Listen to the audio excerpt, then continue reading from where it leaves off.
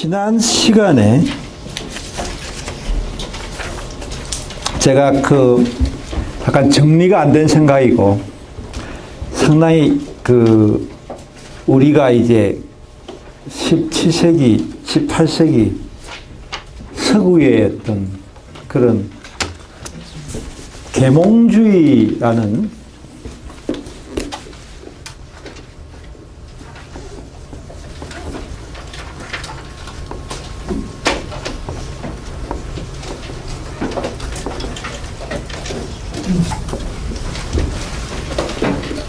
계몽주의 기획이라는 것을 이제 쭉 해온 이후로 우리가 세계 각국에서의 각종 어떤 그런 샤머니즘이나 애니미즘이나 그런 어떤 원시적인 미신에 가까운 그런 여러 가지 형이상학들이 있었는데, 지금 전 세계적으로는 우리가 이제 새로운 하나의 어떤 세계관이라면 계몽주의적인 세계관이, 그래서 주로 이제 서구 사회가 이제 주도한 그런 하나의 프로젝트입니다. 지금은 이 계몽주의 프로젝트를 부인할 그런 나라나 어떤 사람들은 별로 없습니다. 아프리카에 있는 그런 모든 사람들도 자기들이 갖고 있던 그런 하나의 영혼에 대한 문제라든지 그런 슈퍼스티션 같은 것이 이 계몽주의에서 근대화라는 이름으로 많이 이제 모든 어떤 철학과 문명, 문화 모든 면에서 굉장히 혁명적인 일이 지금 한 300년 동안 인류 역사에서 일어나고 있습니다. 그래서 우리가 그럼에도 불구하고 서구의 계몽주의는 상당 부분 이제 기독교적인 그런 인식을 바탕에 깔고 이제 있는 거죠. 우리가 여러분들이 미션이라는 그런 영화를 보면 그런 것도 느낄 수 있겠지만, 기독교를 전파하는 데 서구 사회 사람들이 상당히 계몽주의라는 그런 무기를 쓰고 과학의 힘을 입고 여러 가지 신종 무기들을 이제 가지고 아프리카나 아시아 지역에서 굉장한 힘을 발휘한 것은 사실입니다. 그러나 이제 지난 화요일 제가 이야기한 것은 계몽주의 입장에서 보게 되면은 상당히 미신에 가까운 그런 이야기를 한 것이에요. 그리고 계몽주의는 사실은 이제 기독교적인 그런 어떤 이데올로기도 있지만, 또 한편으로는 과학주의라는 그런 하나의 객관적인 데카르트 이후로 뉴턴이라든지 그런 소위 과학자들이 이제 세계관을 지배해 왔어요. 그래서 우리가 무신론이라든지 인물론이라든지 이런 것이 다 과학적인, 마르크스도 과학적인 사회주의자예요. 세상을 과학적으로 보려고. 그러니까 미신이나 종교나 이런 것에 이제 의존하지 않고 보려는 그런 생각들이 이제 서구 사회에 있어 왔고, 지금도 이 보편적인 이데올로기 되는데, 아직까지도, 그러나 지난 시간에 이야기한 것 같이 어떤 과학적이라는 것은 이제 수학적인 법칙과 인간이 갖고 있는 감각적인 데이터를 가지고, 관찰이라는 걸 가지고 이제 수학과 관찰 이 두 가지를 가지고 과학의 법칙을 만들어내는 것이죠. 그래서 지난 시간에 이야기한 것은 이제 과학자들이 볼 때는 가령 그런 육식 위에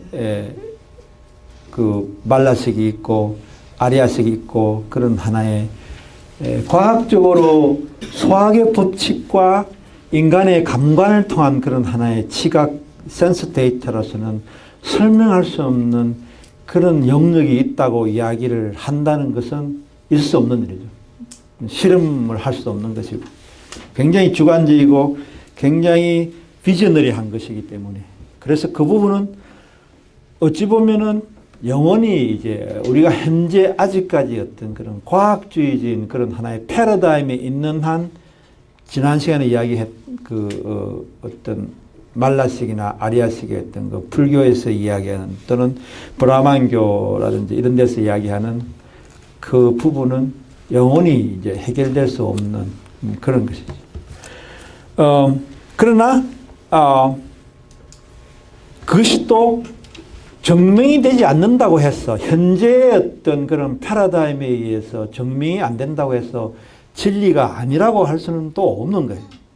단지 없다고 할 수는 없는 것이고, 그러나 있는 것을 증명할 수 없다는 그런 하나의 이제 딜레마에만 있는 것이에요. 많은 그 어떤 종교에서 그런 인간의 어떤 과학주의적인 그런 세계관과 과학주의적인 그런 어떤 진리관으로서는 증명될 수 없는 것이 있는 것이죠. 그러나 우리가 지금 생각하는 것은 그것은 각자의 개별적인 어떤 종교적인 체험이나 또는 각자의 종교적인 비전의 그 부분을 맡겨놓을 수밖에 없는 것이고, 우리가 이야기하고자 하는 것은 이제 오늘 이야기하고자 하는 것은 동양의 어떤 그런 신비주의라고 이제 서구의 계몽주의자들이 이제 그 부분을 이제 하나의 폄하하는 그런 것인데, 그럼에도 불구하고 우리가 과학주의자의 어떤 그런 세계관에 의해서 이 삶들이 그렇게 행복할 수는 없다는 것은 또 하나의 사실이에요. 우리가 유물론과 어떤 무신론을 견지한다고 해서 이 세상을 정확하게 보았고, 또 나의 삶도 또 만족스럽고 행복하고 자유스러운 것은 아니다. 우리는 그런 생각을. 따라서 우리가 다시 원래 인간의 욕망이라는 것으로 이제 되돌아오면은 모든 사람이 이제 동의할 수 있는, 무신론자건 유신론자이건 동의할 수 있는 것은 인간은 자유와 행복을 추구한다. 자유와 행복을 추구하는 것이 인간의 욕망의 본질이라는 것은 어느 누구도 부인할 수 없어요. 모든 사람은 자유롭고 싶고 모든 사람은 행복하고 싶은 거예요. 단지 자유롭고 행복한데 그것을 어떻게 이제 그걸 성취하느냐, 그 문제에 대해서 그게 이제 윤리학에서 이야기하는 쾌락론입니다. 쾌락이라는 우리나라에서는 그 번역이 쾌락이 잘못되었어요. 그래서 그 쾌락이 마치 무슨 육체적인 그런 감각적인 쾌락만 쾌락이라고 생각하지만 사실은 그런 것이 아니라 기분이 좋은 것이 쾌락이에요. 아주 기분이 편안하고 좋고 그런 상태가 쾌락이에요. 그런 쾌락을 어떻게 인간이 일상의 삶에서 추구하느냐는 굉장히 중요합니다. 제가 이제 이 책에서 제일 마지막 논문에서도, 마지막 그 전 논문에서 이야기하지만, 이 책에 쓴 이유 중에 하나가, 죽음을 연구한다는 것이 목표가 아니라, 삶을 어떻게 잘 사는가 하는 그런 웰비잉이 목표였다는 이야기를 제가 이야기합니다. 죽음이라는 것은 끔찍하지만 죽음이라는 생각은 인간을 굉장히 현명하게 만들어줍니다. 죽음 자체는 끔찍합니다. 죽음에 대한 생각을 함으로 해서 내 삶의 어떤 그런 구조가, 플라트가 만들어지기 때문에 그렇답니다.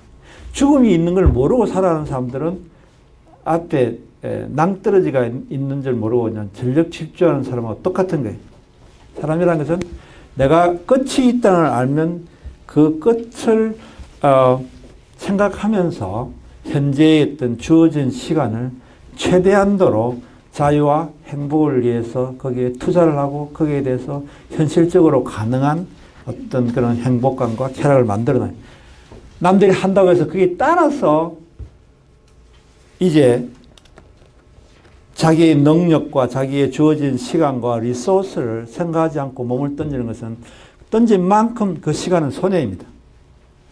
무엇이든지 목표와 어떤, 옛날에 제가 첫 시간에 이야기했던 걸 기억나실 거예요. 인간이라는 것은 결국은 돌멩이와 같은 존재라서 그 돌멩이가 최고의 점을 어펙스에 올랐다가 다음에 떨어지게 되어 있습니다. 인간이라는 것은. 땅이 닿는 순간은 죽는 순간에. 이 안에 있는 이 테리토리가, 이 면적이 바로 이 사람이 이루어오는 그 삶의 어떤 전체의 하나의 성취라고 볼 수 있고, 그 사이 살아오는 동안에 순간순간 느끼는 그 성취감과 자기가 어떤 일정한 자기가 생각한 그런 계획된 방향으로 가고 있다는 그 어떤 만족감과 희열 이런 것이 그 사람이 제일 중요한 거예요. 어떤 사람은 너무 과욕을 부려가지고 자기 머리 위로 돌을 던지는 사람이 있어요. 이제 그런 사람들은 면적도 적을 뿐만 아니라 불필요하게 자기의 어떤 그런 에너지를 쏟으면서 극히 단명하기도 하고 파멸이 올 수도 있는 것이고 또 너무 목표가 너무 낮더니도 별로 이제 뭐 안 되겠죠. 그래서 자기의 자기의 능력을 정확하게 파악해서 한 120% 정도 능력에 맞게끔 목표를 설정을 해요. 45도 각도로 아마 120% 정도 되지 않나 싶어요. 그 정도로 생각해서 살아가는 것이 가장 긴장된 상태를 유지하면서도 자유와 행복을 누릴 수 너무 지나친 무리한 목표를 설정하는지 너무 인생을 리얼리스틱하게 또는 뭐라 그럴까 그런 목표 자체 설정을 하지도 않는 상태의 그런 지리멸렬한 삶이 안 되려면 그런 이야기를 이제 합니다. 그러나 우리가 여러분들이 이제 지금 아직까지는 우리나라 사회가 어떤 포스트 모던한 그런 사회에 완전히 진입했다고는 볼 수가 없어요. 우리나라는 60년, 70년대 아주 그 압축 성장을 겪는 동안에 거의 지금 현재 동남아시아 같은 그런 상황에서 인류 역사상 매년 10% 이상씩 경제 성장을 20년을 지속한 나라는 한 나라도 없어요. 유일하게 대한민국이 최초의 인류 역사상 최초의 나라입니다. 경제학자들이 이야기할 때 10%를 20년 동안 계속한 나라는 없어요. 그만큼 이제 여러분들의 어떤 그런 아버지나 할아버지 때 사람들이 그 모든 걸 희생하면서 이제 살아왔고 거기에 대한 혜택을 여러분들이 입고 있는 것이고 네, 이런 어떤 시대가 이제 조금 더 지나면 이제 2020년, 2030년 되면은 이제 포스트 모던 시대가 이제 후기 자본주의의 어떤 그런 소비주의 시대가 본격화됩니다. 제가 여러분들 그에 대한 이야기를 읽으려면은 제 책에 코키스의 그 포스트 모던, 그 퀴벡의 포스트 모던 그 부분을 읽으면 이제 그 이야기가 제가 나옵니다. 제가 지금 이야기하고자 하는 말은 인간의 주체가 바뀌고 인간의 욕망이 바뀌고 그래서 지금 굉장한 이상한 그런 하나의 사회로 진입하고 있다는 얘기예요. 상당히 예언적으로 제가 이야기를 이제 하는 거예요. 그래서 30년, 40년이 지나면 지금 같은 사회가 아니고 여러분들보다 나이가 이제 20살, 30살 적은 그런 사람들은 여러분과 전혀 다른 생각을 하는 마치 여러분들의 아버지 세대와 어머니 세대와 전혀 다른 생각을 하고 있듯이 다른 생각을 하는데 그 사람들은 약간 뭐랄까 사이버보그 같은 그런 사람들이 되는 거예요. 사이버보그라는 것은 다시 말해서 봄에 꽃이 피어도 별로 꽃의 그 아름다움을 못 느끼는 사람들이 되는 거예요. 톨스토이 안나 카레나를 읽어도 왜 이렇게 길게 썼느냐.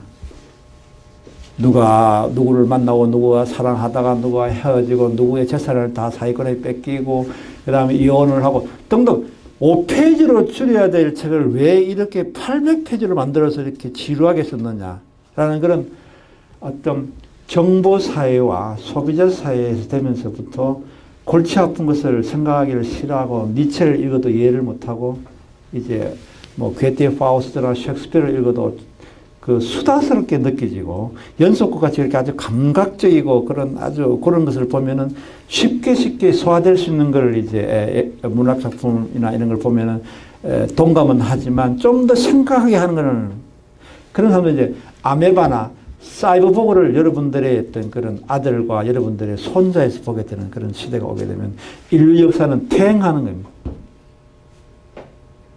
지금 차츰 여러분들이 우리 때보다 훨씬 더 고전에 대해서 읽으면 이해력이 떨어져 있어요. 우리가 옛날에 우리 어떤 친구들이 이제 술자리에서 이제 만나서 이제 뭐 도스토옙스키를 이야기하고 뭐 괴테를 이야기하고 이런 시대 때에 비해서 여러분들이 훨씬 더 그런 이야기를 안 하게 되고 연속극 이야기라든지 무슨 탤런트가 어떻다느니 뭐 걸그룹이 어떠니 그런 감각적이고 별로 골치 아프게 생각하지 않을 것들을 주로 이야기를 해요. 옛날에 우리가 대학교를 다닐 때는 그런 걸 이야기하면은 좀 뭐라 그럴까 좀 격이 떨어진다고 생각했었어요. 그 당시 그런 대중적인 어떤 그런 하나의 아이돌이나 이런 거에 대해서 그런 공부를 안 해서 그런가 보다 생각을 하기도 하고 그랬어요. 근데 그런 것들이 여러분들은 지금 그래도 아직까지는 공부를 하고 있지만 지금 여러분들 알다시피 가령 중앙대 같은 경우에는 인문학 같은 걸 없애려고 지금 하고 있어요. 저처럼 공대나 상대 중심으로 가고 있는데 그런 사람들이 대학교에 이제 들어와서 이제 그걸 배우게 되면 여러분들의 아들과 손자 때는 진짜 이제 제대로 소설을 읽지도 못하고 시도 읽지도 못하고 그런 사람들이 오게 되고 아주 무슨 컴퓨터 게임 같은 그런 거라든지 그런 뭔가 아주 단순 말초적이고 소비적인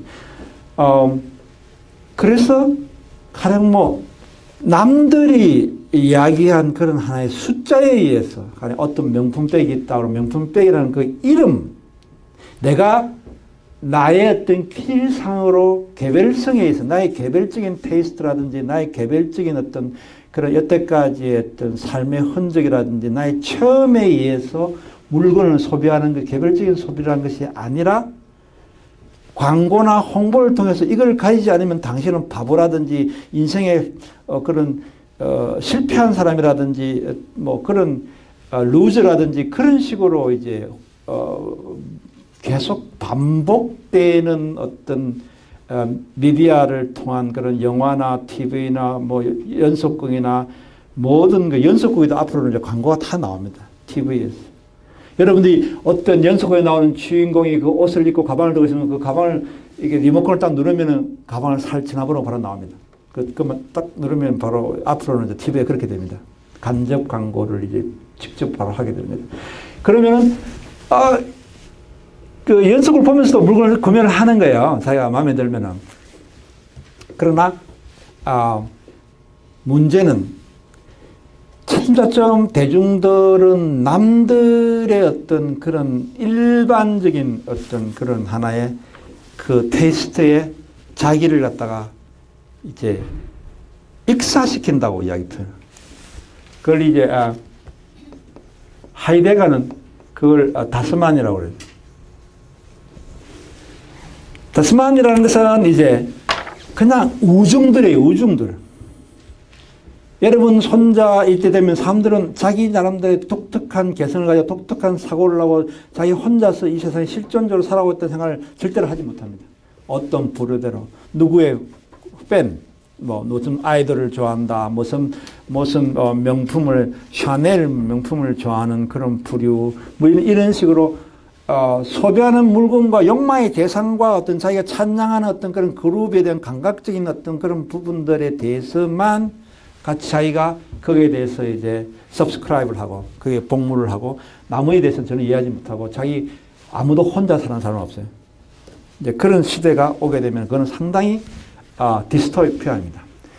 우리가 지금 이 책에서 읽고 있는 많은 에피테토스라든지 에피쿠로스라든지 갖고 있는 이런 삶 갖고 있는 그 인생의 어떤 그런 자유와 행복 그것은 바로 이런 그 소비와 욕망과 물질과 이런 것에서부터 이제 해방되려고 하는 그런 것이었는데 지금은 해방되려고 하면 할수록 이 사회에서 소외되고 이제 살아갈 수 없는 그런 사회가 지금 다가오고 있습니다. 아직까지는 일부 소비계층, 서울이라는 그런 또는 몇몇 대도시 뭐 등등 이런 데서 일어나고 있고 아직 시골까지는 그런 것이 침투가 안 되었지만 그러나 우리 사회라는 것이 앞으로 이제 그런 포스트 모던 사회로 진입하게 되면은 인간이 아닌 사회가 오게 된다는 이야기를 제가 이제 하려고 사실 그래서 죽음이라는 것이 그렇게 거의 술 취한 상태에서 소비주의였던 그런 쾌락에 거의 마비 중독된 상태에서 살다가 마지막에 죽어버리는 거예요. 이제 그런 식의 전혀 엉뚱한 그런 인간의 삶을 그 품위 있게 또 고귀하게 살아가는 그런 사람들에 대한 기억도 없이 인류 역사는 한순간에 이제 변하지도 않은 상태에서 변해버리는 그런 것이죠. 가령 성형수술이라는 것도 우리가 이제 마찬가지입니다. 자기 나름대로의 고유의 아름다움이라는 것이 있는 것이에요. 물론 어떤 기형에 가까운 것은 고쳐야 되겠지만, 그러나 모든 사람들이 비슷한 그런 어떤 인기 있는 탤런트의 모습으로 얼굴의 형태를 바꾼다는 것은 그것은 굉장히 어리석은 짓입니다. 그 사람 살 수 있는 것도 아니고 그런 것들에 대해서 제가 또 에피소드에 있지만 이제 어떤 그런 자기 자신의 어떤 테이스트와 자기 자신의 삶에 대해서 자기 자신의 어떤 그런 내면에 대해서 자부심을 갖지 않는 그런 사람은 거의 헛수아비한 사람. 우리가 많은 헛수아비들과 사이버볼그와 그런 것들을 이제 많이 보게 될 수 있는 그런 시대가 오고 있다는 이야기를 제가 하는 겁니다. 그런 의미에서 우리 에피쿠로스의 쾌락과 그 에피쿠로스의 쾌락을 이제 오늘 이제 제가 설명을 하게 되는데, 그 사람들은 우리가 얼마나 떨어져 있는가를 생각하는 거예요. 사실 19세기까지만 하더라도 에피쿠로스나 에피테투스의 삶 같은 경우에는 굉장히 일반화되어 있었어요. 누구나 이렇게 사는 게 옳다는 생각을 하고 있었어요. 근데 지금은 여러분들이 이제 읽으면 과연 이 사람들의 삶에 대해서 반물질적인 또는 반소비적인 그런 반감각적인 삶에 대해서 여러분들이 동의를 할 사람이 몇 사람이 있을까 상당히 의심스럽습니다. 오늘 제가 그 부분에 대해서 문제 제기를 하면서 한번 이야기하도록 하겠습니다. 지난 시간에 제가 잠시 설명했지만 사람의 그 쾌락이라는 것은, 행복이랄까, 그것은 이제 헤도닉 키네틱 쾌락이라고 역동적인 쾌락이 있고 헤도닉 카타스마틱 쾌락이라는 그런 하나의 정태적인 쾌락이 있다. 정태적 쾌락이라는 것은 결핍이나 걱정이나 불안, 공포로부터 해방되는 상태를 의미하는 거예요. 따라서 최고조의 쾌락은 있을 수 없는 거죠. 고통의 원인이 제거되는 순간 에피쿠로스의 쾌락은 완성됩니다. 이것이 바로 정태적 카타스테마틱의 쾌락이 되는 거죠. 이걸 기본적 쾌락인데. 그래서 지난 시간에 이야기한 것처럼 이제 쾌락이 영의 상태로 두면서 이야기를 이제 하는 거죠. 인간의 그 어떤 육체적인 쾌락이라는 것은 무한합니다. 여러분들이 물질적인 쾌락이라는, 돈을 10원을 벌면 100원을 벌고 싶고 100원을 벌면 1000원을 벌고 싶고, 그 쾌락은 1000원을 벌다가 갑자기 10원을 벌게 되면 그때는 거의 990의 어떤 그런 손실과 고통을 느껴요. 여러분들이 그 어떤 부모 때나 할아버지 때 사람들은 정말 못 살았어요. 그래서 지금 이 봄에 우리 지금 4월달을 춘궁기라고 그래가지고, 저도 그렇지만 산에 가서 그 소나무 껍질을 벗겨 먹었어요. 시골에서. 그때는 거의 영의 상태였어요. 근데 지금은 음식을 고르는 상태에 있는 거죠. 이제 그런 차이가 있는 거예요. 그러나 지금 사람들이 그 사람들보다 훨씬 더 행복했다고 할 수는 없어요. 지금 사람들은 연봉 4천만 원을 받는데 2,500만 원을 받으면 1,500만 원씩 고통스러운 거예요. 그게 바로 이제 그 에피쿠로스가 얘기하는 정태적인 쾌락이에요. 그러나 육체의 쾌락은 갈수록 더 증가되면서부터 이거는 도저히 걷잡을 수 없이 육체나 감각적이나 이런 물질적 쾌락은 자꾸 쌓아가는 거예요. 제가 지난 시간에 했지만 돈이 몇 천억이 있는 사람이 죽는 순간까지도 자기 돈을 세면서 쾌락을 느꼈다고 이야기를 했는데, 하나님께서는 그 돈을 세는 순간에 실제로 돈을 쓰는 것과 돈을 세는 것과 사이에 쾌락의 양이 별로 차이가 없을지도 몰라요. 나이 90세 되는 사람이, 몇 천억의 자산을 가진 사람이 죽는 며칠 전까지만 돈을 세면서, 그 돈을 세면 엔도르핀이 나오는 거예요. 우리가 경마에 빠진 사람들 보면 경마에서 막 말이 달 때 자기가 그 투자한 말을 볼 때 그 말이 자기 다리 꼴찌로 달리고 있다가 이제 막 제치면서 나올 때 그때 머리에서 엄청난 하얀 엔도르핀이 나오는 거예요.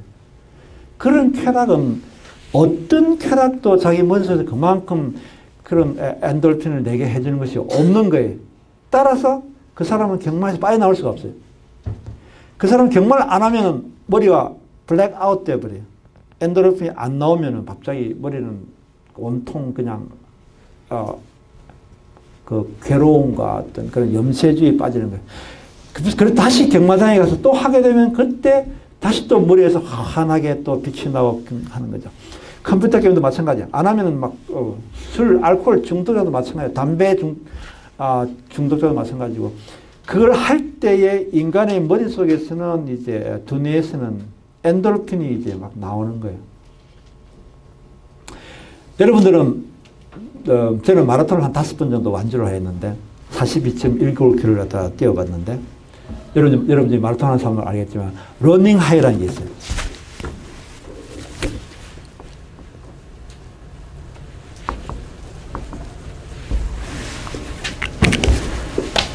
마라톤을 뛰어본 사람은 아는데 한 27km 정도 이렇게 뛰면은 너무 온몸에 막 치가 나고 막 그냥 굉장히 그 다리가 아파. 관절이 아파. 못 뛰어요.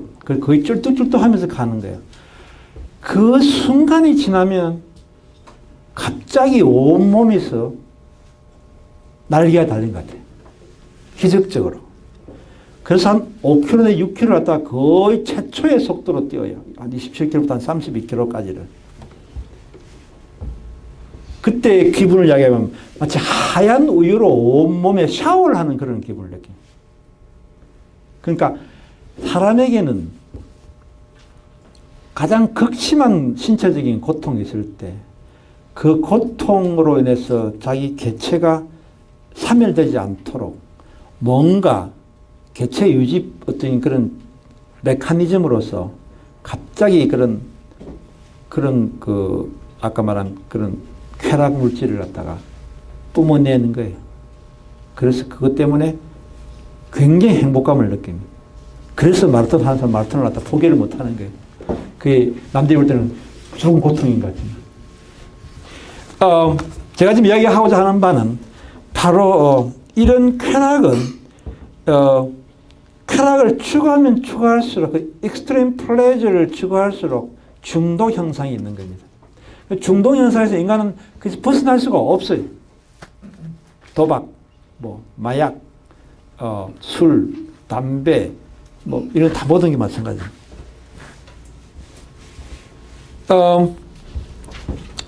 근데 우리가 이제 쾌락 불쾌를 생각할 때 너무 그러니까 계속 그 어떤 그런 무한한 어떤 육체적 감각적인 그 물질적인 쾌락을 갖다가 추구하기 위해서 무한히 질주할 것이 아니라 쾌락과 절제에 대해서 우리가 이제 생각을 해야 돼요. 그래서 아르테레스의 어떤 그런 윤리학을 보면 가장 강조한 것 중에 하나가 이 템퍼런스입니다. 내가 어떤 쾌락을 위해서 절제할 때 항상 이렇게 제동을 걸어 주어야만 이제 그 쾌락이 완성되는 거예요. 내가 쾌락을 그냥 그대로 가령 술을 마신다고 그럴 때 술을 막 끝까지 마셔서 자기가 블랙아웃 될 때까지 마실 때 그 다음에 있는 여러 가지 데미지라든지 그런 불쾌감 이런 거는 말할 수 없는 거죠. 그러나 만약에 사람들이 술을 계속 약간 인탁시케이션 상태에서 계속 할 수 있다면 술 마시는 것은 굉장히 즐거운 것일 수도 있고, 사랑도 어느 정도까지 계속 이렇게 쌓아가면 좋지만 사랑이 너무 지나쳐서 이제 집착과 소유로 이제 바뀌어버리면 그때는 사랑은 깨지는 거예요. 모든 인간의 어떤 감각은 템퍼런스에 있어서 발걸음을 자기가 꽉 마치 말을 타듯이, 말이라는 것은 인간의 욕망과 비슷한 거예요. 막 계속 갤러핑 하게 되면은 결국 말이 지칠 수밖에 없는 것이고 자기도 떨어질 수도 있는 거죠. 그러나 말이 좀 속도 빠를 때 말에 이게 브라이드를 잡아서 당기면서 리스트레인 하면서 하면은 오랫동안 말을 더 탈 수가 있게 되는 것이고 더 쾌락을 더 누릴 수 있는. 쾌락에서는 중독과 마비로 그냥 계속 익스트림하게 가면 갈수록 빨리 파멸이 오게 되고 그 뒤에 여러 가지 이제 데미지, 다음에 쾌락을 못 누리는 상태가 오게 되는 거죠. 그래서 항상 아리스토텔레스는 이미 2500년 전에 그 니코마데스 윤리학에서 이미 그 가장 중요한 인간의 미덕을 절제라고 이야기했어요. 절제를 해야만 그것이 쾌락이 되는 거예요. 우리가 등산할 때도 그 꼭대기에 올랐을 때 그 어떤 느끼는 그런 쾌락 같은 것은 결국은 그 올라가는 그런 하나의 고통이 있기 때문에 쾌락을 느끼는 거예요. 고통과 쾌락은 사실은 같이 가는 거예요. 고통을 회피한다든지 고통을 두려워한다든지 그러면은 진정한 쾌락이랑은 있을 수 없는 거예요. 생산적인 쾌락은 대개 다 고통이 따릅니다. 여기 제가 보기를 드는 것은 그런 외국어를 배우는 거예요. 그래서 제가 쾌락은 굉장히 중요한 문제라는 걸 이제 이야기를 이제 했고, 에피쿠로스가 이제 그래서 우리가 불필요한 욕망을 불러일으켜서 괜히 아까운 이 지상에서의 시간을 낭비할 필요가 없다고 하는 것이 이제 좀 우리가 자기가 하고 있는 것이 불필요한 것인가 이제 그런 생각을 알 수 있는 거죠. 물론 여기에 동의할 수도 있고 동의 안 할 수도 있고, 되도록 가능하다면은 뭐 그 어떤 음식이라든지 취미라든지 그런 데에서 뭐 쾌배에 대한 욕망으로 대변되는 어떤 그런 욕망을 우리가 좀 한다고 해서 문제되는 것은 아니겠죠. 그러나 에피쿠로스는 그 당시에 아주 원초적인 어떤 철학자 입장에 볼 때는 의미 없다고 생각했지만 우리 일상적인 삶을 사는 사람들이 에피쿠로스 같이 그렇게 살 수는 없는 것이고 요구할 수도 없는 것이고, 그러나 여기에 너무 집착해서 자기가 쾌배의 노예가 되어버리면 그때는 그 인생은 좀 한심한 인생이 된다는 이야기를 이제 하는, 우리가 아예 그 자체를 포기할 수는 없지만 그러나 그것이 없으면 못 산다 하게 되어버리면 그때는 내라는 사람은 아까 내가 말한 인간의 가장 중요한 것 중에 하나인 자유와 행복에서 자유를 잃어버리게 돼요. 그래서 쾌락을 끝까지 추구해서 자유를 잃게 되면 그만큼 어리석은 것이 없는 거죠. 따라서 항상 어느 정도 그 자기 자신을 계속 리플렉트 하면서 반성을 하면서 내가 지금 누리고 있는 이 행복과 쾌락이 과연 그 정도에 맞느냐 또는 나에게 맞느냐 이런 걸 따져가면서 이제 거기에 대해서 계속 자기를 그 말을 갖다가 속도를 줄이듯이 그렇게 템퍼런스를 하면서 살아간다는 것이 중요하다는 그런 이야기를 하고 있는 겁니다. 그래서 여기 이제 그 에피쿠로스가 한 말 중에서 이제 그 숨어서 살아라는 그런 라떼 뭐 비오사스라는 그 말이 이제 있는데, 이 말은 이제 그 자기 행복을 누리기 위해서 불필요한 그런 교습을 하지 마라 뭐 그런 이야기였던 거예요. 그래서 에피쿠로스는 자기를 향상시키고 자기가 누군지를 잘 인식하고 또 자기가 어떤 그런 하나의 그 쾌락에 의해서 파괴되지 않게 보존하고 자기를 배려하고 이런 자기 추구의 윤리가, 사실 이것이 이제 우리 사회에서 굉장히 필요로 하는 그런 하나의 철학입니다. 자기가 누군지 알아야 되고 자기를 항상 향상시키고 그다음에 자기가 파괴되지 않도록 항상 보존하고 자기가 남들의 그런 자기를 항상 배려하고 하는 그런 자기 자신에 대한 철학. 왜냐하면 우리 사회는 지금 자기를 점차 상실해가고 있기 때문에 자기가 누군지 모르고 자기 인식도 없고 자기 절제도 하지 못하고 자기를 보존하지도 않고 자기 배려도 하지 않고 자기를 가장 경멸하고 그런 식의 사람들이 굉장히 많아요. 자기를 경멸하는 것은 바로 지나친 과도한 욕망 때문에 자기를 경멸하는 거예요. 근데 그건 굉장히 어리석은 거예요. 자기를 경멸하면 누가 자기를 갖다가 배려를 해주겠어요. 자기를 케어해 줄 사람 아무도 없는 거예요. 자기 자신이 가장 자기를 케어해 줘야 돼요. 그래서 그런 의미에서 에피쿠로스는 굉장히 자유로운 사람이었고 따라서 거기서 행복을 구한 것이고 는 그죠. 그래서 굉장히 현대적인 사람입니다. 에피쿠로스는 그렇게 보게 되면 시몬 드 베유라는 사람이 이제 우리 그 프랑스의 여성 철학자, 그 사람이 그 한 말이 굉장히 이제 1930년대 시몬 드 베이유 이야기를 이 부분은 상당히 이제 시몬 드 베이유 현대인의 어떤 에피쿠로스에 대한 설명이니까 한번 제가 인용을 하면, 에피쿠로스의 자연주의 철학에서 가장 중요한 사실은 지상에서의 우리 삶에는 조종하는 줄이 달려있지 않다는 전반적인 학계다. 그러니까 에피쿠로스는 자유를 가장 중요하게 생각했기 때문에 가령 신이란 존재도 우리를 조종하고 있지 않다고 생각했다는 거예요. 우리를 꼭두가시로 만드는 창조가 기독교가 아니라는 거죠. 우리가 따르고 제한을 받아야 할 대본도 없으며 우리가 이렇게 살아야 된다 저렇게 살아야 된다 그런 하나의 윤리학적인 것도 없고, 우리 자신이 천성이 우리에게 부과하는 진정한 제한사항을 발견하는 것은 전적으로 우리 자신, 우리가 뭐가 문제있다는 것도 우리 자신에 달렸다는 것이 굉장히 실존적인 그런 생각입니다. 이를 발견하게 될 때 우리는 매우 즐거운 일을 찾게 되는 것이다. 우리가 뭐가 모자란다는 걸 알 때 인생은 자유롭고 멋있고 행복은 가능하며, 근데 사람들은 스스로 신들의 행상을 잘못 빚어놓고는 그 속에서 자신을 비하시켜 놓는, 그러니까 가령 기독교라든지 뭐 많은 그런 종교, 이런 종교들이 그 인간들이 인간의 수준에서 성경을 만들고 인간의 수준에서 신을 만들어 놓고 형상을 빚어 놓고 거기에 경배를 하면서 그게 진짜로 생각해요. 근데 우리가 성경이라는 것이 하나님이 만들었다고 하는 그런 증거는 없지 않겠어요? 그냥 그 당시에 이야기를 모아놓은 것이 불과하겠죠. 물론 기독교의 신이 없다고 이야기는 하진 않겠지만, 그러나 성경이 신이 있었다고 할 수는 없는 거죠. 그건 분명히.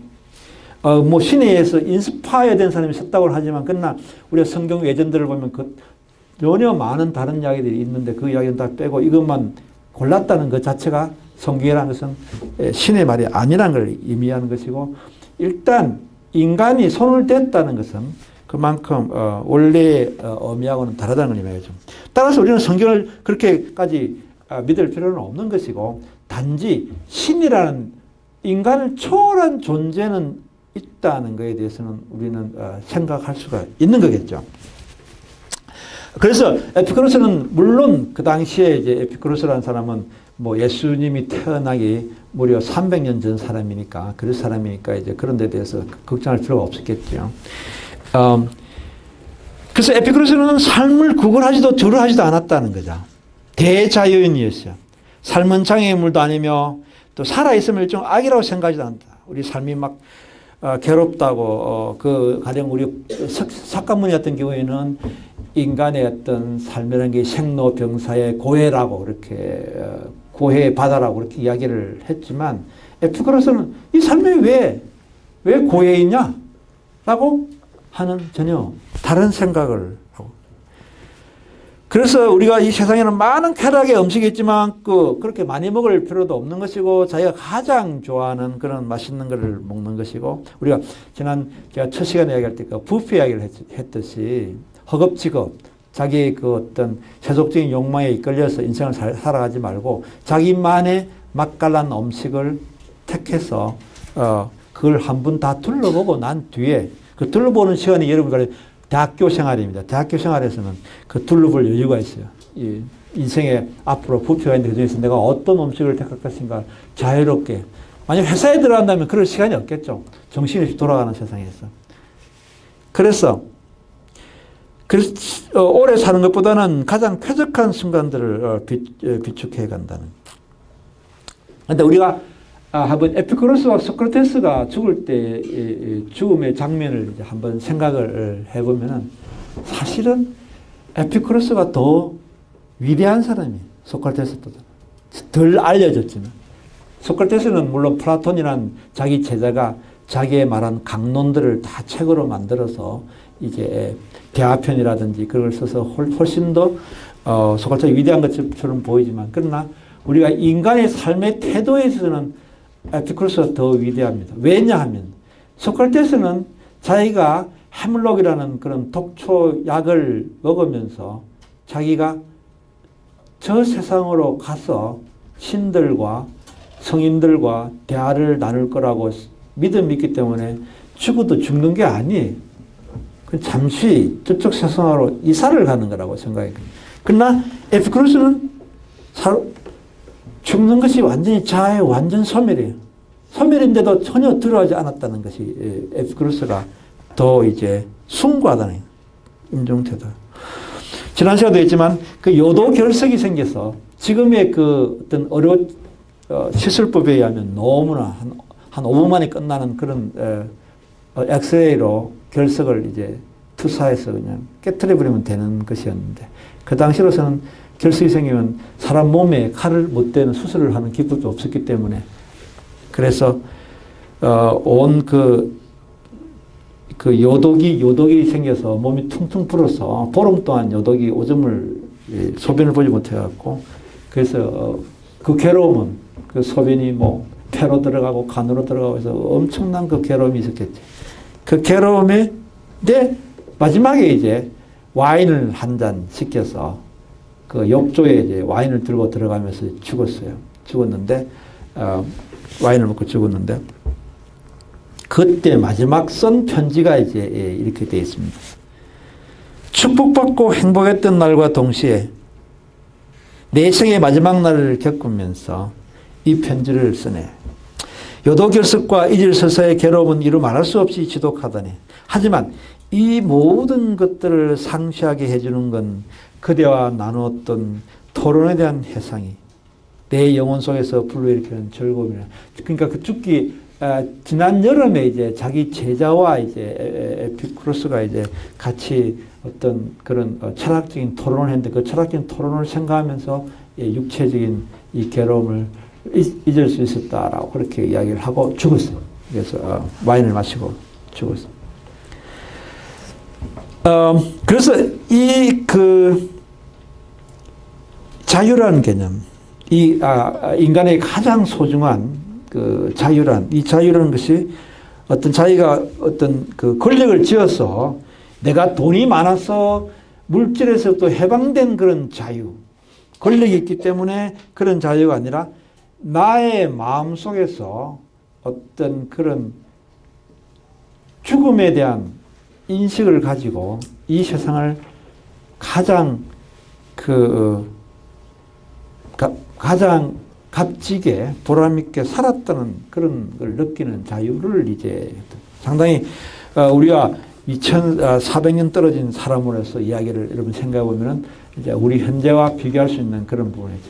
에피쿠로스는 에픽테투스와 거의 비슷한 사람입니다. 비슷한 사람이고 두 사람 다 지금 사실은 요즘 우리나라에 많은 그 힐링하는 사람들이 에피쿠로스와 에픽테투스를 많이 인용하고 있습니다. 그게 한 10년 전만 하더라도 이 두 사람이 별로 안 알려진 그런 작가인데 요즘 사람들이 어떤 위기의식을 느껴서 어떤 물질과 소비와 어떤 자아의 상실에 대한 위기의식을 느껴서 그 자아의 자유를 강조한 이 두 사람이 요즘 최근에 오히려 소크라테스, 플라톤보다 더 이제 많은 사람들이 이제 인용하고 있고 앞으로는 더욱더 인용이 늘어날 것입니다. 에픽테투스는 한 300년, 300 몇십 년 뒤의 사람입니다. 그 에피쿠로스의 에픽테투스는. 그러니까 예수와 거의 동시대인데 예수보다는 물론 조금 더 예수가 돌아가시고 난 뒤에 아마 한 10년, 20년 뒤에 태어났다고 봐야 될 거예요. 지저스 크라이스트가 팔레스타인에서 이제 태어났을 때 에픽테투스는 이제 그 당시에 그 로마에 있었는데 그 로마에 이제 그 시자가 있고 안토니우스가 있고 아마 안토니우스 이런 그런 거죠 있었는데 그때에 이제 개인적으로 매우 불행한 사람이었어요. 절름발이였고 또 노예였어요. 근데 그 주인이 굉장히 이제 훌륭한 주인이었는데 자기 그 노예인 에픽테투스가 워낙 이제 스마트하니까 이 사람마다 공부를 시켰어요. 공부를 시켜서 그래서 이제 루푸스 문화에서 이제 스토아 철학을 공부를. 근데 워낙 똑똑하니까 이제 자기 노예 중에서도 이제 방면을 시켜줘서 이제 노예가 아니고 이제 일반인으로 이제 신분 상승을 하게 되고. 근데 이제 도미티안이라는 그런 교황이 이제 철학자들이 하도 자기의 어떤 그런 정책에 대해서 반대를 하고 시끄럽게 구니까 철학을 갖다가 없애버렸어요. 추방을 시켰어요. 마치 그 중앙대학교 이사장이 박순룡처럼. 그래서 철학자를 쫓아내버렸어요. 이탈리아에서. 쫓겨나서 이제 다시 그리스로 이제 돌아가야 돼요. 로마에서는.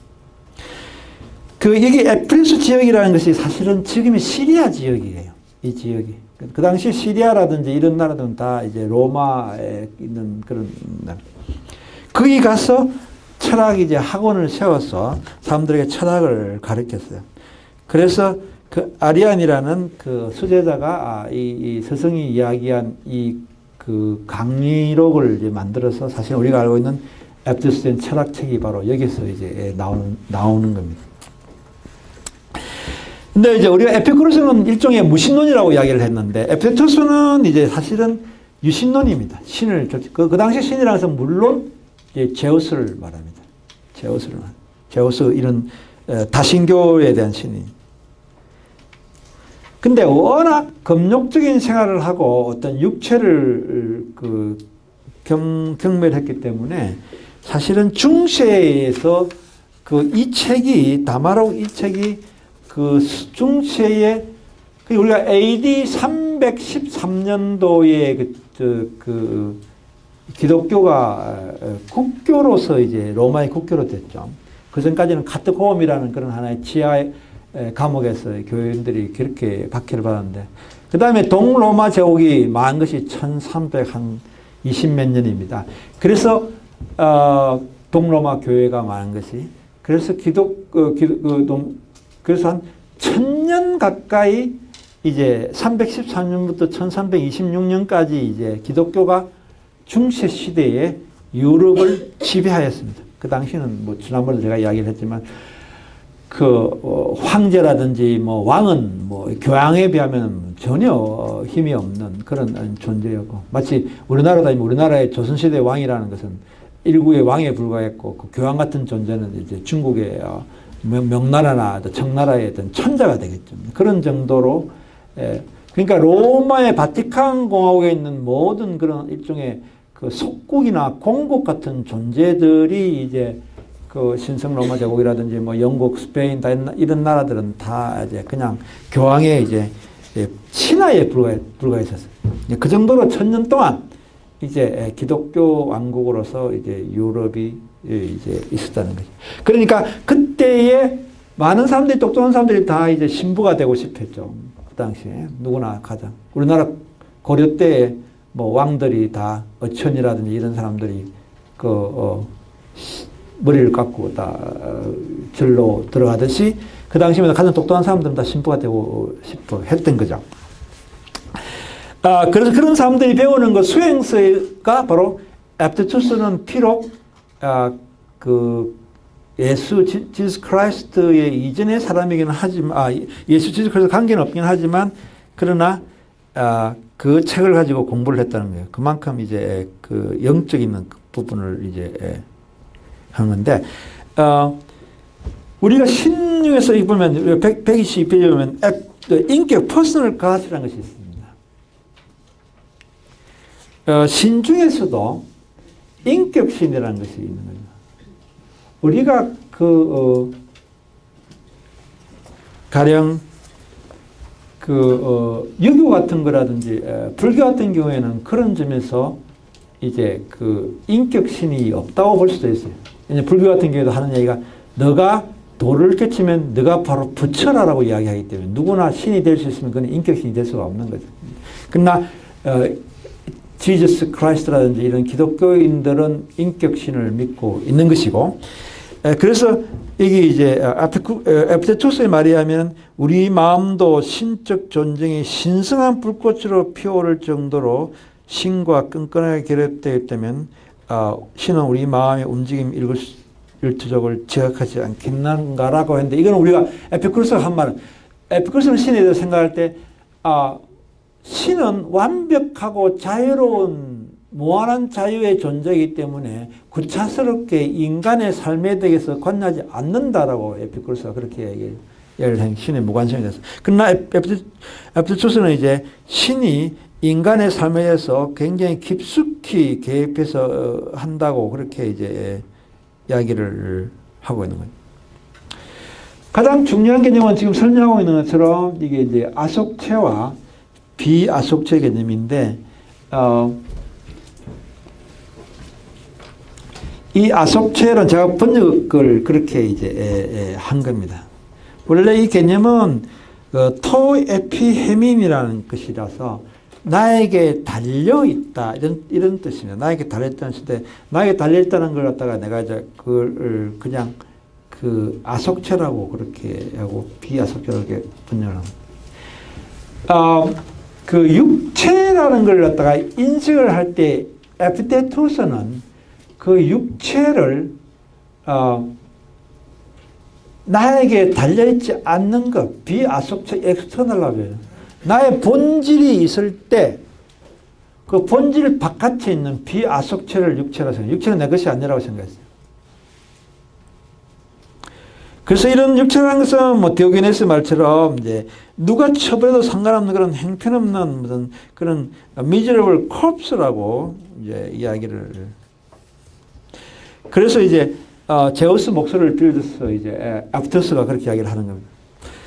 이 육체는 그대의 소유물이 아니다. 단지 교묘하게 구성된 진흙 덩어리일 뿐 내가 육체를 그대의 소유로 만들지 않은 대신에 나의 일부를 그대에게 지웠나니 긍정적 충동과 부정적 충동, 즉 욕망과 혐오의 능력을 부여하여 인상을 올바른 방향으로 처리하도록 창조했다. 이 말이 무슨 말이냐면은 그러니까 하나님 제우스라는 그런 신적인 존재가 인간에게 줄 때는 자기의 신의 한 조각을 A fragment of divinity를 갖다 신의 한 조각을 갖다 인간에게 다 줬어요. 그래서 그게 일종의 이성이라든지 뭐 그런 것들이 맑은 이성이라든지 근데 그 이성을 주었는데 육체는 이성에 속한 부분이 아니다. 그래서 그건 내가 신이 준 그 밝은 맑은 한 영혼의 조각인 그 신의 조각인 이성을 가지고 이 세상에 나쁜 일이 생긴가 좋은 일이 생긴가 그럴 때 나쁜 일을 보면은 혐오함을 일으키게 하고 좋은 일이 생기면 그걸 따르고 싶은 욕망을 하고 이걸 판단하는 근거가 바로 신의 한 조각인 이성이라는 것. 따라서 내가 준 이성만 토에피헤민이다. 아속체이고 나머지 부분들은 육체는 비아속체. 내가 준 것이 아니다. 라고 이제 제우스를 이야기합니다.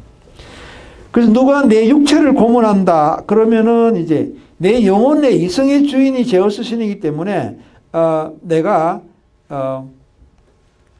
신의 뜻에 따라서 그 고문자에게 내 시체의 주인이요. 그러니까 나의 영혼의 주인이 있고 시체의 주인이 있는데 고문하는 사람은 시체의 주인이 바로 고문자예요. 당신 마음대로 내 몸뚱아리를 갖다가 요리하세요. 왜냐하면 이거는 내가 제우스 신으로부터 받은 부분이 아니기 때문에 당신이 이제 주인이 되었으니 당연히 알아서 고문을 하든지 말든지 그렇게 이야기를. 그 고문은 이제 곧 시체로 변하기 때문에 이제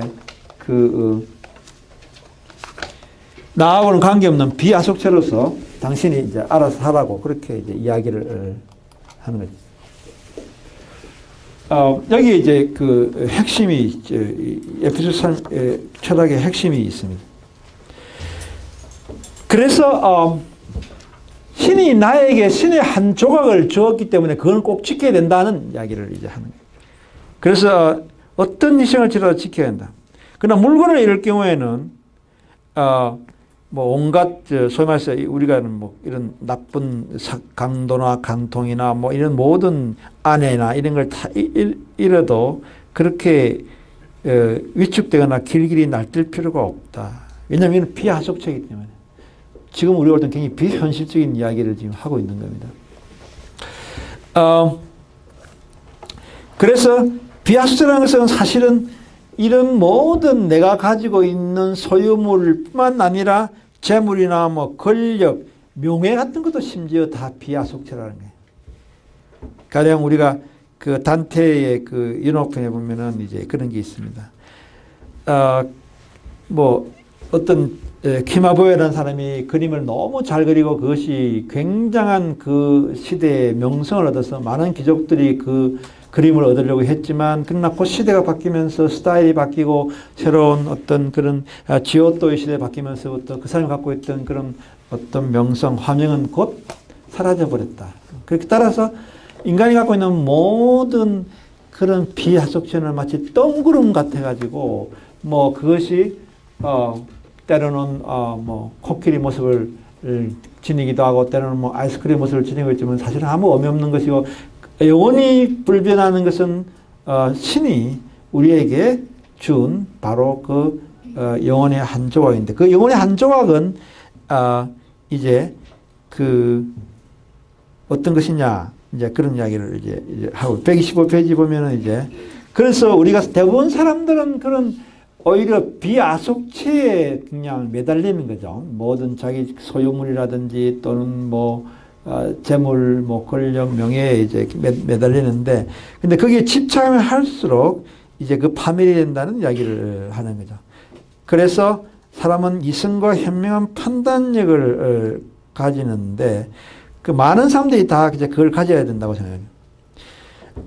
그래서 육체가 병들어 죽는 데는 많은 사람들이 거기에 대해서 온갖 수단을 써서 구하려고 치료하려고 하지만 자기 자신의 영혼이 병들고 젖먹는 데 대해서는 전혀 신경을 쓰지 않고 있다고 이렇게 안타까워하는 장면이 이제 나옵니다.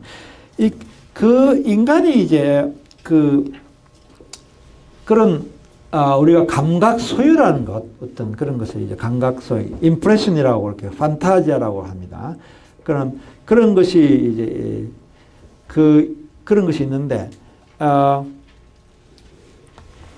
그 감각 소유를 보고서 거기에 대해서 이것이 감각이 이게 건강하다 또는 이게 아주 나쁘다 또는 좋다 이런 식으로 하는 것은 이제 그 판단하는 근거는 바로 그게 뭐냐고 하면 프로에이시스라고 하는 겁니다. 그래서 이 부분을 이제 읽어보면은 감각이 들어올 때 그 감각에 대해서 이제 그 인간이 이제 그걸 그 판타지아를 이제 우리가 그 뭐랄까 옳고 그름을 판단하게 하는데 그때에 이제 그런 나쁜 것에 흔들리지 않고 그런 프로에이레시스라는 여기 나오는 그런 프로에이레시스라는 그런 자유로운 어떤 그런 합리적인 결정을 통해서 그 감각을 끊어버려야 된. 그래서 그런 감각을 끊는 훈련을 실천하면은 인간이 주어지는 그 쾌락은 어떤 아타락시아라는 그런 경지를 이제 행복을 갖다가 얻게 된다라고 이야기를 하죠. 지금 이야기하고자 하는 바는 그러니까 그 복잡하게 설명을 하고 있지만 간단하게 이야기하면 인간은 감각 기관을 통하여 온갖 감각 소유들이 임프레션이나 판타지아들이 들어오는데 그 들어오는 것에 대해서 그 제우스 신이 준 프로에이레시스라는 그런 하나의 현명한 그런 이성적인 판단을 통해서 그것을 이제 그 절단시키고 통제시킴으로 해서 사람은 아타락시아라는 그런 하나의 쾌락에 이르게 된다는 이야기를 지금 하고 있는 거예요.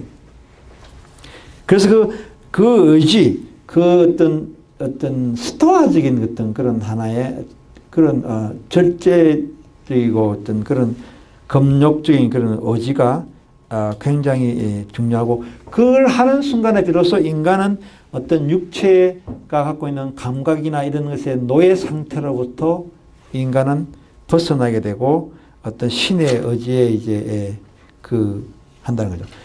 너무 그렇지만 인간은 육체를 가지고 있기 때문에 때로는 굉장히 고통스러운 그런 거겠죠. 육체의 욕망이라는 것이 사실은. 그래서 128페이지를 보면 그게 만약 집에 매캐한 연기가 너무 차서 눈이 따갑고 호흡이 곤란해지면 문은 항상 열려 있으므로 그냥 그러 나와버렸는데 이 말은 무슨 말이냐면은 집이라는 것은 인간의 몸을 말합니다. 인간의 몸에 이제 육체가 너무 괴로우면은 아마 문을 나간다는 것은 뭐 극심한 고문이나 또는 뭐 등등 그런 것이 있을 때 또는 심한 병이 걸렸을 때 그냥 육체를 포기한 그런 자살을 하는 같은 그런 느낌을 주는 그런 거죠. 사실은 우리가 에피테투스를 좀 더 그 위대한 철학자가 아니고 좀 더 개인적인 그런 약간 그런 어떤 인간으로서 어떤 시비를 좀 걸자면은 본인 자신이 아마 어떤 절름발이에다가 육체에 대해서 평소에 너무 혐오를 했기 때문에 이런 극단적인 고행과 어떤 이런 것이 오지 않았을까 생각을 할 수가 있는 거겠죠. 우리가 그런 걸 또 너무 이 사람 자신이 너무 심증이라서 그렇다 이렇게 이제 보기보다는 좀 더 냉철하게 따져보면 본인 자신이 육체적으로 거의 매력이 없었다고 볼 수도 있겠죠.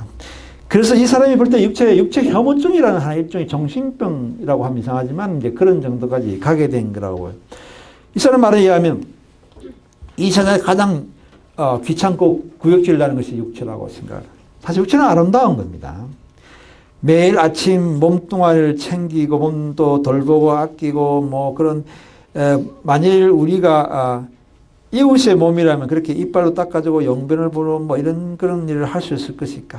뭐 밥을 먹어서 가족 부대를 채웠다가 비워내고 또 이런 것들을 그 육체가 갖고 있다는 자신이 너무 이제 싫을 정도의 이런 육체의 모증을 보여주는 것은 조금 심한 그런 경우겠죠. 이런 것은 우리가 지난번에 했지만 소크라테스 육체를 싫어했어요. 육체를 이제 멀리해야 된다라고. 육체가 죽는 순간이 바로 행복의 순간이라고 그렇게 이야기를 이제 했으니까. 철학은 바로 죽음 연습인데 바로 육체를 죽이는 연습을 계속 해왔어요.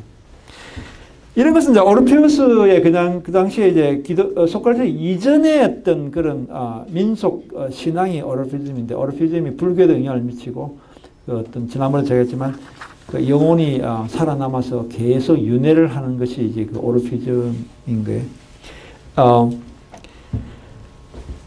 그래서 이제 이 부분만 이야기하고 이제 마치겠는데 129페이지 보면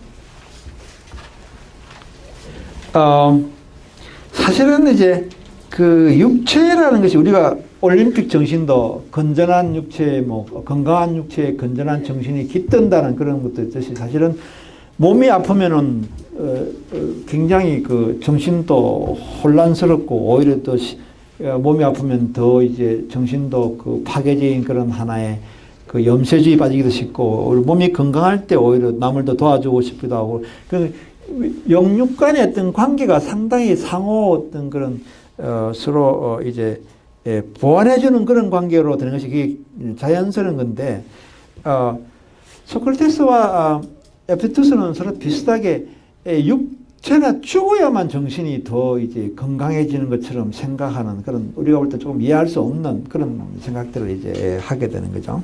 그런 부분들에서 우리가 이제 이 사람들이 갖고 있는 그런 어떤 고행주의자로서 갖고 있는 그 생각이 반드시 옳을 것인가도 이제 생각을 할 수 있는 그런 거죠. 물론 고행 상태에서 그 사람들이 이제 갖고 있는 그 어떤 맑은 정신, 많은 우리 참선하는 스님들이라든지 또는 수행하는 그런 수도사들이 갖고 있는 태도들이 며칠을 단식을 해서 정말 온몸이 그냥 정신만 거의 오롯이 살아남았을 때 가장 맑은 정신으로 가장 힘이 있는 것처럼 이야기할 때 좀 이상하긴 하지만 그런 경우도 없지 않아 있을 수 있다는 생각이 들기는 하지만 근데 우리가 일반 사람들은 스테이크를 먹고 오히려 더 운동을 하고 또 이렇게 몸을 보완했을 때 더욱더 맑은 정신을 가지는데 어떻게 그런 고행자들이 그런 생각을 할 수 있을까 생각을 하지만 그건 우리가 알 수 없는 일이에요. 그러나 이 사람들은 129페이지 아래에서부터 네 번째 줄 보면 에피테투스가 지향한 그 삶의 궁극적인 목표는 바로 엘유테리아카이 유다이모니아라. 다시 말해서 자유와 행복이야. 내가 이야기했지만 모든 사람들이 바라는 이거는 망고불변의 진리. 그래서 이 external 외존물에 대한 명확한 비아속체에 대한 명확한 인식을 가지고 그것을 과감히 던져버릴 때 이것이 이제 일어난다라고 그렇게 이야기합니다. 그 다음에 이제 그 신의 신관에 대해서 이 부분이 이제 에피쿠루스나 에피테소스나 상당히 그 이제 두 사람 다 육체적인 부분에 대해서 금욕적인 태도를 취했지만 두 사람이 다른 점은 바로 신에 대한 어떤 이해와 그게 달랐잖아요. 에피쿠루스는 신을 믿지 않았. 그러나 에피테소스는 철저한 그 신을 믿은 것이. 그래서 그 우리는 신을 모방해야 된다. 신을 모델로 삼아가지고 신이 바로 우리한테 신의 한 조각을 주었다 그렇게 알고. 이 부분은 이제 다음 시간에 유신론하고 그 다음 제가 이야기할 것은 이제 이 클래스도 올렸지만 그 루크레티우스를 해야 되는데 이 루크레티우스의 어떤 영혼과 육체관이 중요하기는 하지만 굉장히 메디컬 의학적으로 과학적으로 약간 유사과학적으로 쓰기 때문에 굉장히 복잡한 부분들이 있어요. 그래서 제가 이 부분들 여러분들 읽으라고 하면은 괜히 뭐 머리가 이 뇌 신경을 있다가 오히려 뇌 쥐가 날 것 같아가지고 뇌 신경을 있다가 그래서 여러분들 이걸 스킵을 합니다. 여러분 너무 많은 시간을 써서 그 개념 차이를 이제 하기에는 좀 그래서 넘어가고 다음 시간에는 이제 제가 그 에피투스의 유신론을 끝내면서 바로 넘어가는 부분은 이제 우리가 2장에 해당되는 그 사후세계와 구원의 문제입니다. 이건 한국 현재 기독교인들한테도 굉장히 중요한 부분 중에 하나입니다.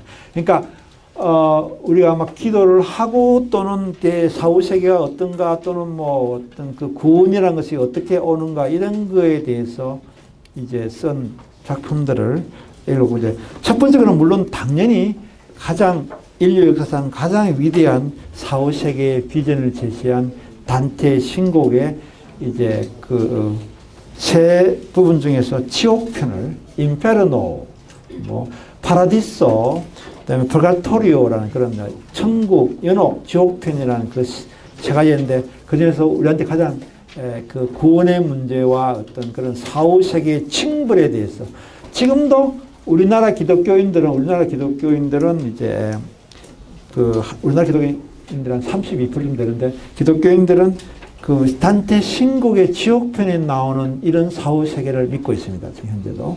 근데 이 책이 나온 거는 1200년도에 나온 거예요. 그러니까 아직도 한국은 중세시대에 살고 있는 겁니다. 그러나 19세기에는 유럽 사회에서 지옥이 없어요. 19세기 유럽 사람들은 상당히 많은 사람들이 지옥을 믿지 않았습니다. 왜냐하면은 Jesus is love라고 했어요. 예수님은 사랑이기 때문에 마치 아버지 같은 사랑이고 그런 사랑인데 자기 자식이 수능 성적이 학교 성적이 나쁘다고 해갖고 지옥에 빠뜨리겠어요. 당연히 그냥 다른 식으로 어떻게 하겠죠. 따라서 그걸 모순되는 거예요. 러브인 지저스가 심판해서 사람들을 이렇게 읽으면 알겠지만 아주 끔찍한 그런 하나의 벌들이 있는 거예요. 그 벌들을 우리는 지금 우리 대한민국 그 기독교인들은 지금부터 그러니까 한 800년 전에 그 사후세계를 믿고 있는 거예요. 그래서 뭐 불신 지옥, 뭐 예수 천국 그러면서 이제 이야기를 이제 지하철에서 하고 있는 거죠. 여러분들이 읽어보시고 그 부분에 대해서는 나름대로 자유로운 그런 하나의 생각들을 해주기 바랍니다. 네.